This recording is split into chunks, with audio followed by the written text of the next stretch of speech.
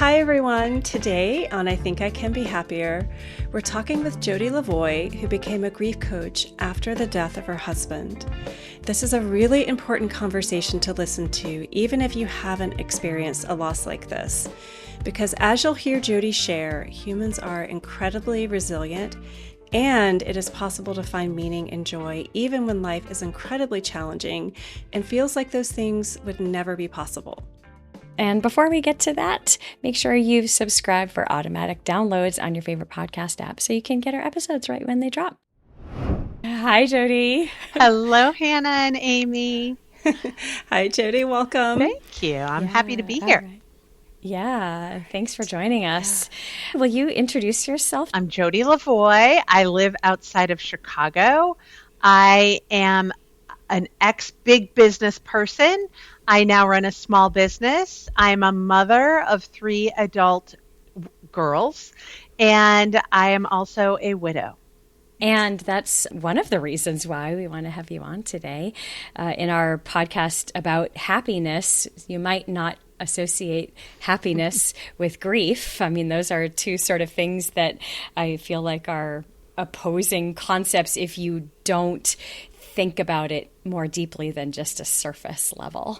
And so I thought it would be really important to talk about. I'm so glad you are, because it's a struggle for many people that are grieving and or having big life transitions, because that grief process can be so heavy, but it is possible to be happy at the same time too. So could you start, I mean, if you're, I know you will absolutely share whatever you are most comfortable sharing, but can you just take us back to maybe who you were before the big thing happened in your life that sort of shifted everything for you? Who were you? What were you doing? Yeah, for sure. Were you happy? I was absolutely happy. And I think we'll get into how happy looks different today, but I was a happy stay-at-home mom. My daughters were 9, 12, and 15 at the time. I kind of was a bit of a helicopter mom and pretty involved in the day-to-day of my kids, and I loved it. I was the volunteer at school. I drove the carpools, cooked lovely family dinners, took care of things around the house, and it was extremely fulfilling for me. And then a big life event happened, and this was 11 years ago now, Hannah and Amy, and it's really weird how fast time goes. 11 years ago, I got a knock on my door that was not one I ever anticipated receiving, and it changed my life forever. I had a police officer come and inform me that my husband had been gravely injured at work. This was a bright, lovely summer day, and a couple of my kids were home, and he wouldn't tell me what happened. Like, how was he injured? And so he wouldn't tell me. He gave me the number of another police officer I was to call. I did. That person didn't tell me either. They just said, get downtown. And then my phone rang, and the press asked, and they said, your husband has been shot at work. Care to comment? Like, that's what they said. That's how I learned. And I guess I say learned question mark, because it's certain the weight and enormity of that did not register at that moment. And frankly, it took quite a long time to register. So he was shot at work by an employee that he had demoted a few days earlier, who then brought a gun to work and killed my husband on the spot and then killed himself. And wow, I mean, that things like that don't happen in my neighborhood, in my community, to any of my friends. So it really was challenging I don't have anybody really to talk about this specific kind of experience. However, I found people. I have homicide friends. People that you don't ever anticipate finding. But when we all need that certain space of people who get you, we go and search. And I found some. So that was helpful. Yeah, I've never heard the phrase homicide friends before. Yeah. My family, I'll be like, going out with my homicide friends or going out with my widow friends. They're like, I think you need a better name. for that. It's a little. I know. I like feel a little guilty laughing. No, I laugh too. It's the widows. And you know, when you can laugh at some of those things and you get to a place of where you can, and that is a moment in transition time as well. I'm sure. Yeah. I mean, now with your 11 years of wisdom and experience, when you look back on that moment, how did your understanding of happiness change? I mean, because that was, I can't believe, first of all, I can't believe the press is how you found out. And then in that moment, I mean, everything, your world shifted. Completely. And frankly, I certainly, when that happened, wasn't thinking about happiness, wasn't thinking about many feelings. I was just focused on what do I have to do at this moment for me, for my kids. And then what I didn't say is my husband had founded the business that he was in, and I took over running that business. So stay-at-home mom to running a business. There was all these new things. And I kind of equated to whack-a-mole, where it's like, bam, I took care of that. Bam, I took care of that. And they just, things just keep popping up. So happiness was not on my radar. I just wanted to get through, take care, survive, and especially take care of my kids.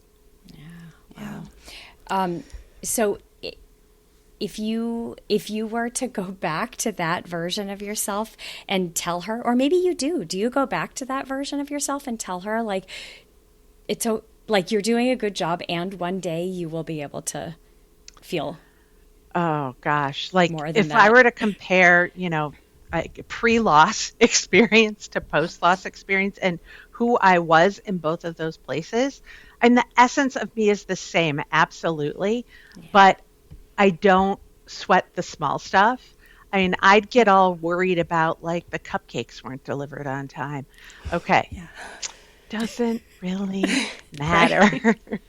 So this is what I need to hear. I can very easily just be like, I don't need to spend any brain space on that, because it's at the end of the day not really important. So it's allowed me to better focus where I spend my time and my emotional energy on what's more important to me now. How long do you think it took you to, I mean, it's probably not something that was measurable in like any sort of day, but do you remember any moments where you realized that you had grown as a person and changed as a person from going through that? I think it was really after I sold the business, and it took a little over 2 years to sell the business, which was always the goal of my husband, Steve. And because I felt like I could breathe, like up until that time, literally, I was just trying to accomplish what had to happen. And I didn't allow myself the space to go, okay, now what? Now what's next for me? Now what me as a, individual and an identity, who is my identity? I had no idea. And then how do I want to make that feel going into the future? So that took 2 to 3 years to even start to fathom.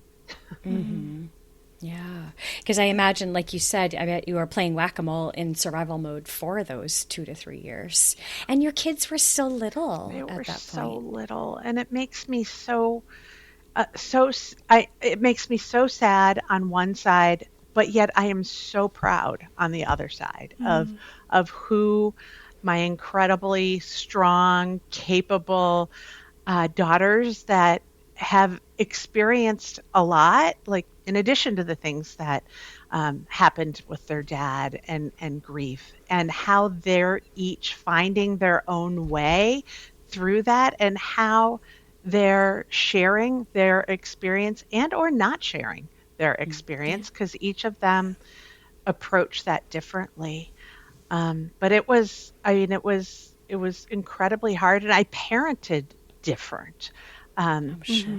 And because there was this ideal of, okay, our kids are going to do this, and then they're going to do this, and then they're going to do this. And then this life event happened. I'm like, okay, we're just going to figure it out in the moment of what each child needs, because they're not a cookie cutter. They're each Right. different in their own capacities and educational needs and emotional needs. And I guess I was really proud of myself for being able to quiet my mind of, okay, this is how it was supposed to happen. This is what everybody else is telling me to do. And this is what I know is right to do for my family and me. And I wouldn't have done that before, Hannah. I was very much of a, okay, what do you think? And what do you think? And put it all together. And I don't want to say, did I have a what do I think?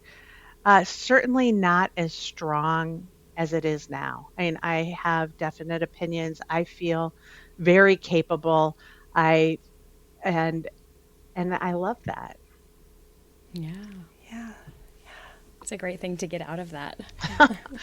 Yeah, and I guess silver lining a little bit. And I don't wish a loss experience on anybody to kind of come to that conclusion. But I've learned a lot about myself and things that I really value. I feel like that's so important for people to hear, because I imagine that there's maybe, I bet many people probably experience some guilt in finding the kind of benefits of loss, because I think that would happen naturally, that after you go through something like that, you I don't know how to word this, but like you could either grow from it, or you could just not, like you could collapse from it. Absolutely. And do you think that's I mean, that I feel like that idea kind of goes along, Amy, with what we kind of think about for this podcast, like the whole idea of like, I think I can be happier. I think I can make some choices that can lead me to, I mean, we say happier, we really mean just like whatever that is, whatever that means for people, Right. this like textbook definition of happier. But Right. so, Yeah, and guilt, and you brought up guilt at the start of this, was there can be guilt of, wait, I just laughed, and I'm happy, but wait, I shouldn't be happy because this horrible thing just happened, and everybody's looking at me and they're expecting me to be breaking down and crying, and so with that, it's okay to be happy and feel sad at the same time. And I do think there's this societal pressure too of, here's how you should be. Please, everybody, give up the shoulds. It's so hard. Like I shouldn't do this. I should do that.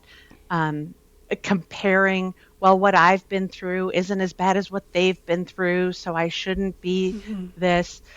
Take care of you wherever you are. Your experience is your experience in life, and do your best not to compare it to other people's.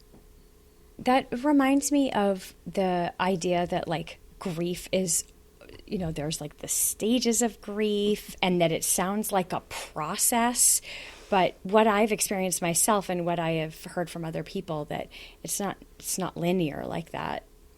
What do you think about that, and what was your experience? Yeah, it's not linear at all. And frankly, until I went through this experience myself, I didn't know much about grief either. And some of the things people said to me, I'm like, I think I used to say that kind of stuff. Or, wow, it's been a year and they're still kind of upset over this. So this whole 5 stages of grief, and there was a 6th stage added.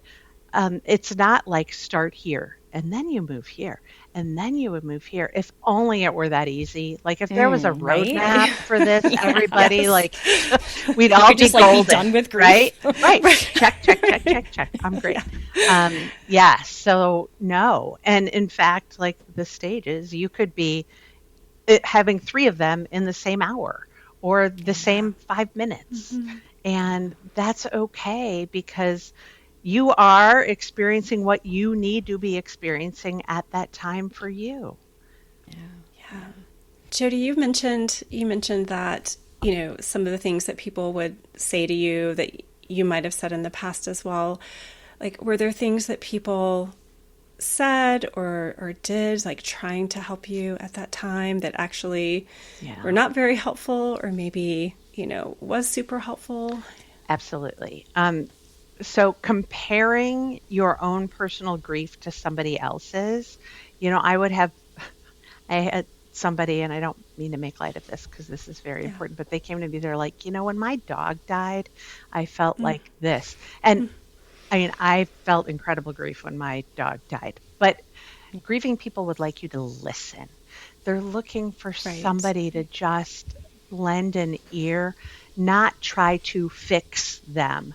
And we as people, we want to try to fix people. We want to be like, have you tried this? Have you tried that? Here's a book. Um, because we want to lessen people's pain, of course, Yeah. because that's part of the human condition. We want to make people feel better and happier, but grieving people really appreciate listening. Secondly, some people um, don't want to talk about my husband or share a memory because Yeah. they're afraid, oh, but that might make her sad. And Right. most grieving people want to hear those stories, and that's how you keep their memory alive. And Right. and I mean, if the grieving person is not up to hearing it, they will probably say, you know what, now's not the time for me, but please, come back again. Yeah. Um, and another thing is when you're grieving and have experienced a loss, there's so much support all at once, like for the first kind of 3 months, and it trickles off after 6 months. And people are always like, well, they're out at the grocery store and I see them and they're smiling and they're doing the stuff like Yeah. outwardly looking like life is good, so they must be Yeah. okay. Yeah. Check in. I have a friend, and not even like a super duper close friend, like a neighbor, a couple blocks away. And she put on her calendar those important lost days for me, and she'll just send me a text. Hey, Jody, I know today probably is a hard day for you, and I just wanted to let you know I'm thinking about you.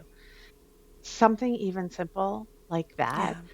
I'd never thought about putting people's lost days in my calendar until my husband died. And Right. now I do that for people and just reach out to them and say, "Hey, I know this is a hard day." And my sister-in-law lost her mother recently, and on her mother's anniversary of her death, I reached out to her and I talked to my brother. I'm like, "This must be a hard day for Shelley." And he's like, "What do you mean?" I'm like, "Mark." Yes. So Yeah. I reminded him too. Yeah. I love that, Jody. I love that idea of honoring that. I lost my father about 9 years ago, which was, I felt like it was a little unexpected at the time. I felt like I was too young to lose my father at that age. And it coincided with 2 days prior to my birthday. So every year I have that, just that association with my father's death along with my birthday. And I always reach out to my siblings on that day to share photos, and I have gotten a response a time or two where it's like, oh, that's today, So I do think it's important to honor that. So. Yeah, it is. And it's amazing too, even if you don't have the day in your calendar or you're trying not to think about it, your body still remembers. Like I'll wake up Yeah, and I'll be yeah, like, why am I yeah. in such a funk today? And then I'm Right. like, oh yeah. And it's interesting the signals your brain sends to your body and how you can feel all of your emotions in all these different places. Yeah, absolutely. Are you open about talking with your kids a little bit more? So how did they, what other than like focusing on their education and kind of keeping them alive and going, what has it been like grieving with them, supporting them in their own grief, and helping them move to a place where they can laugh and feel some joy again? Yeah, and each of them were different, are different because I had a 9-year-old. Like she's and it just broke my heart like that the world was no longer a safe place for her. And a 9-year-old shouldn't feel that way, and that was so hard. And some of my girls are more expressive than others, and some want to talk about it more than others. I think the way we talk about it more is in sharing stories. And remember when we did this, or it'll be a vacation and we'll be like, remember what dad did? And um, or a song. It's so interesting. He loved the American Pie song, and it always seems to come on at times when we need it. Like my girls will call and or send a text and be like, I just heard the American Pie song and it was before a final or something like that. And Oh, so, that's special. it is special. And I am a believer in signs, and I think signs are there if you may be there if you are open to receive them and see them and make that person a part of still your day-to-day life. I mean, they're not physically with you, but and I talk to Steve, um, and frankly, I'm angry at him sometimes. uh, and he certainly didn't want this to happen in his life, and he would want to be here. But it's like I'm carrying a big weight here, and I could use a little help. Um, Yeah. and I don't know the decision to make, and I think it's the right decision, but I really, don't want to make it by myself. Oh, and I was talking to a group of widows, and we were talking about happiness and going out with friends and how fun that is. But the other part that makes that fun is when you come home and you can kind of rehash, Right. oh, so and so Yeah. said this, and we Yeah. did that, and we don't have that. So I don't want to say it's a letdown, but you don't have that kind of residual replay back. And frankly, I'd never thought Yeah. about it like that. I have never thought about it either. And now I feel kind of bad that I've never thought about that. I'm going to really appreciate that when I'm Yes. chattering away when I get home from being out. Yeah. Yeah. Someone that I know that lost her husband when their daughter was 2.5, was telling me the same thing. She said, I can make these decisions, but it's just so much easier when you have someone to make the decision with, and you feel more confident, and you have someone to bounce the idea off of. And of course, you have other people, but they're not your child's parent, and so it's not quite the same. So you really have to. I imagine you had to really develop self-trust, like really strongly. You were kind Yeah. of forced to, I guess. I was forced to. And I mean, a lot of the situations that presented themselves surely had never been things that I'd ever thought of, tried to figure out. But, I guess something I realized about myself is my network is bigger and more vast than I thought.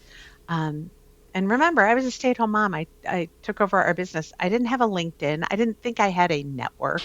I wasn't thinking like that. But when you really think about your friends, your people, your neighbors, your people in your church, your community, that is a vast group. And allowing yourself the ability to say, hey, I need a little help here. And I know you might be an electrician. Could you please come over and just tell me what I need to do? Or I've got to look at a new school for my child, and I know you just went through this. Oh, what was your process? How'd you do it?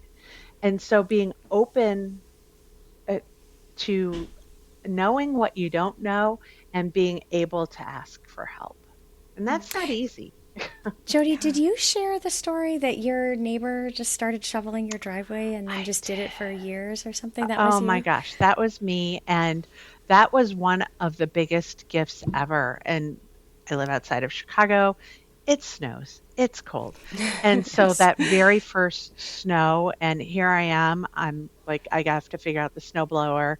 And I got up at like 5 a.m. and I'm like, sorry, neighbors, but I've got to get kids ready for school and get myself ready for work and get on a train. And a neighbor pulled up like from a block away in his van. He unloaded his snowblower and he just snowblowed our snow for 7 years. He showed Oh up my gosh. every day. And so sometimes people are like, well, I don't know what to do for somebody.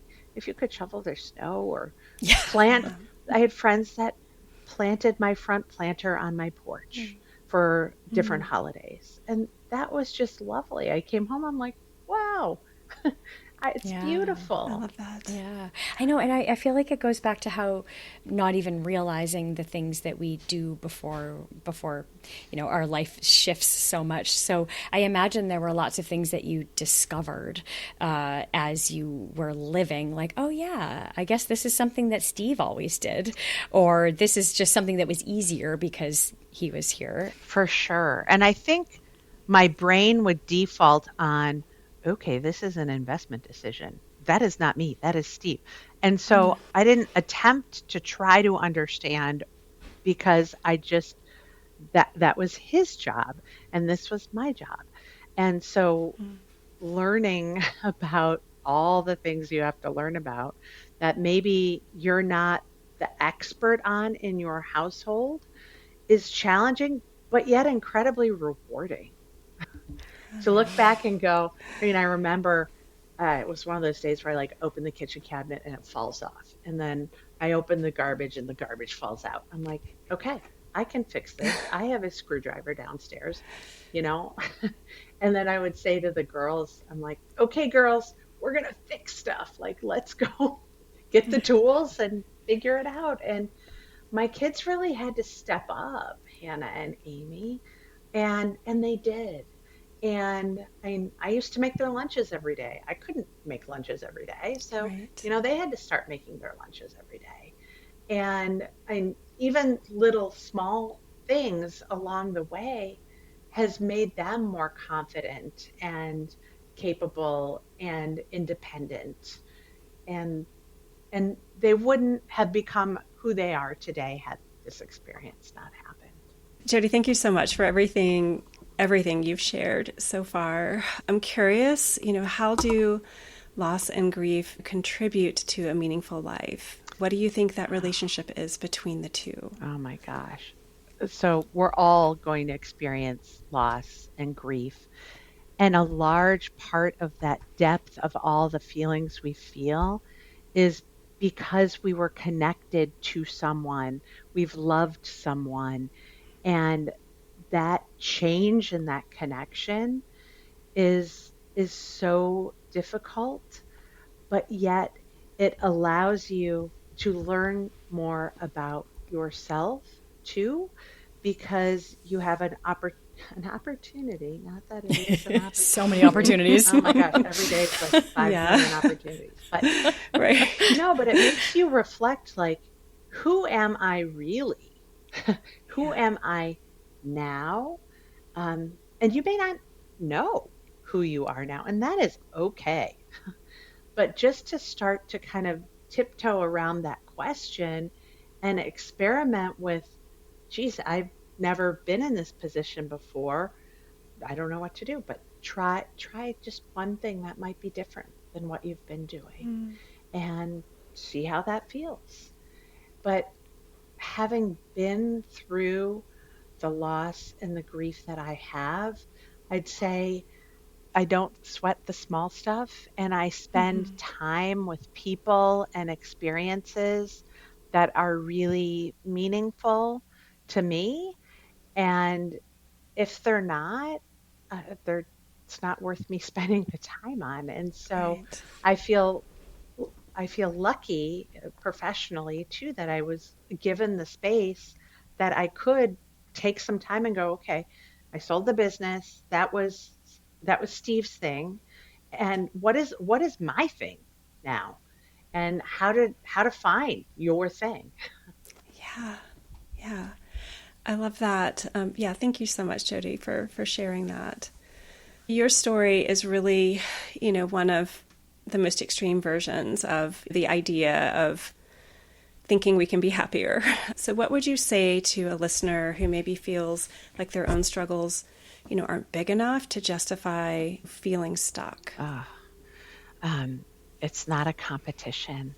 And I think if you look out there, and it goes back to like comparing yourself, like, okay, I don't have it so bad because they have it much worse.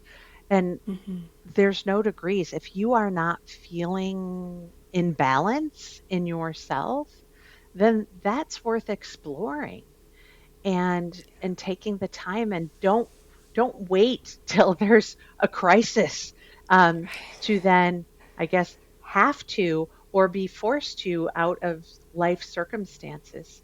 Take the time now. Yeah, it's a good reminder. Absolutely. You never work through. Like, you don't get over grief. You learn how to grow with it. And that's what's important, is that learning how to grow with it. Because Steve is always going to be a part of me. And my grief is there. 11 years later, for sure. However, I like to say the edges are softer. And I still cry sometimes, for sure. And I have those moments where I'm sad that he's not there experiencing graduation, teaching a kid how to drive, meeting their boyfriend for the first time, all of those sorts of things. So, Jody, I'd love for us to talk a little bit about what you do now. Yeah. So I'm curious how you went from living this experience to making it your professional purpose. Sure. Was that like a deliberate decision, or did it find you through this experience? I would say both. So today I work and spend my professional life in the grief space. So I do a number of things. I work one-on-one with widows as a coach via Zoom, and help them find their new path forward and help them try to discover what their new identity is. And then secondly, I go into companies and I have workshops on grief and teach employees and managers on how to better support each other in those major life transition events. And that took time to find. But after I sold the business, I took a year to just breathe.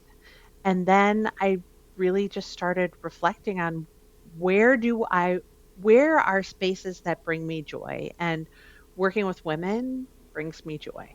Helping people who've gone through a similar experience as me brings me joy.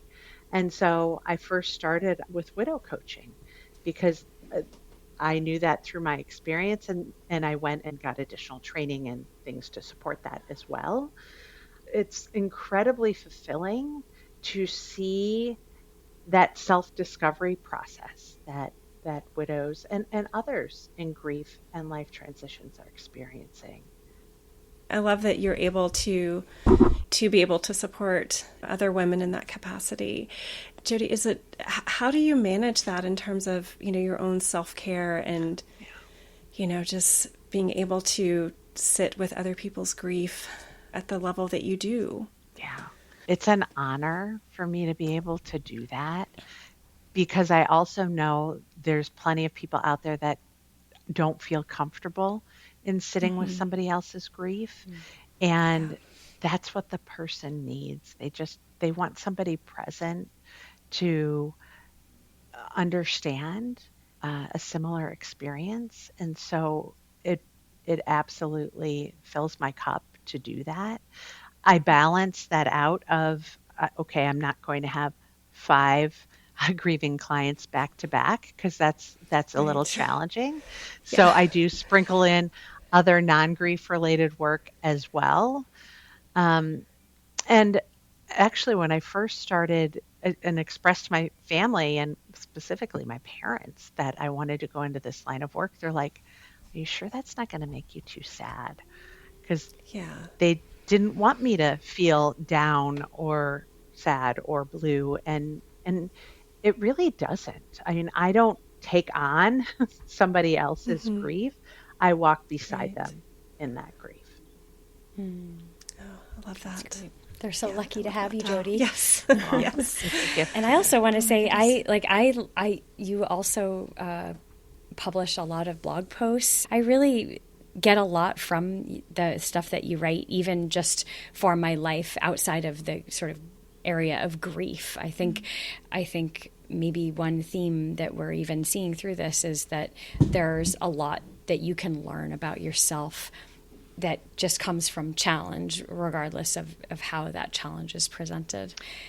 So I really love everything that you write. Really Thank great. you. I appreciate that. And yes, people think of grief with death, and it's not. Grief is a major life transition, and you will have feelings around whatever that major life transition is. And it could be a really, really happy moment. Like, I just had a baby.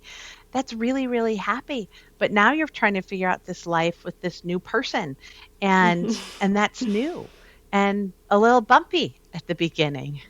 I was just talking about that over the weekend with my sister-in-law. I think it was my sister-in-law, and we were talking about how, like, when we had our kids, we grieved the loss of the non-parent version of us. And yeah, she's still in there, but there's no getting it back. That child being born is quite permanent.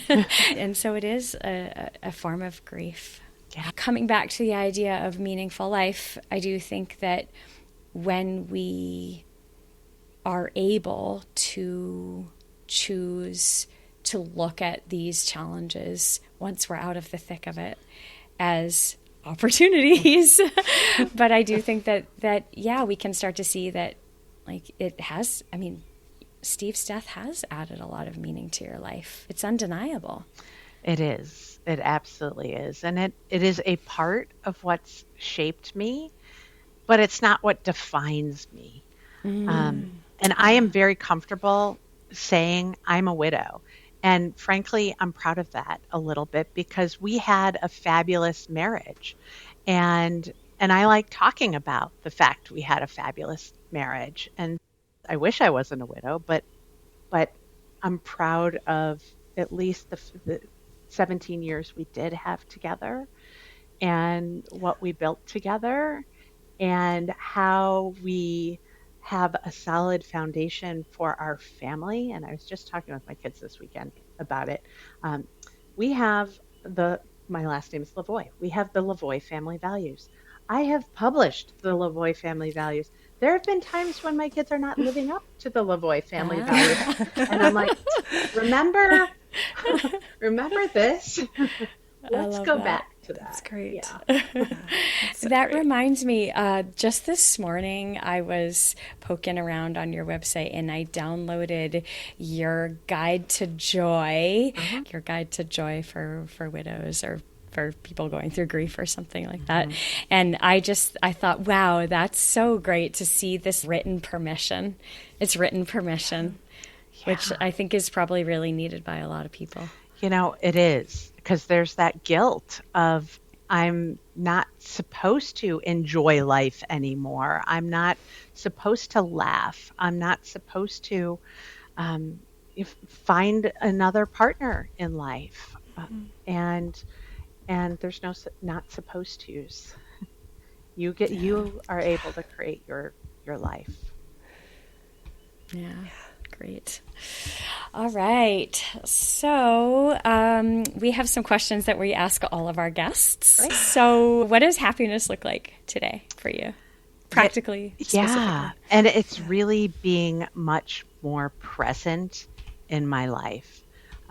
Before I lost Steve, I was not very present. I'd always be worrying about what's the next thing I have to check off the list and get done, and move all the chess players around. And now I'm able to I'm going to turn off my phone. I'm going to turn off distractions and actually have this conversation with my child who's calling me on the phone, and not try to do the laundry and all the other things at the same time, so I can be a better listener and be more present for myself and for others. And you mentioned not sweating the small stuff anymore too, which really, I imagine, helps so much with that. Yes, it really does. That's great. All right. So, Jody, I'm curious, what are you still working on? Are there any areas where you feel like you're still in progress?